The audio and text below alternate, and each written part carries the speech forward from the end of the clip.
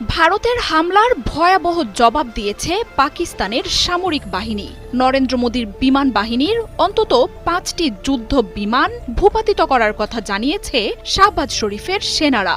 I can confirm you that 5 Indian aircrafts, including 3 Rafale, 1 Su-30 and 1 MiG-29 have been shot down, and 1 Heron drone has also been shot down. যার মধ্যে আকাশ প্রতিরক্ষায় থাকা অত্যাধুনিক Rafale যুদ্ধ বিমানও রয়েছে। এছাড়া রয়েছে ভারতীয় বাহিনীর Su-30 এবং MiG-29 যুদ্ধ বিমান। কয়েক ঘন্টার ব্যবধানে আরও বিস্ফোরক সব হামলার তথ্য উঠে আসতে থাকে। লাইন অফ কন্ট্রোলে ভারতীয় বাহিনীর ব্রিগেড হেডকোয়ার্টার ধ্বংস করা হয়েছে।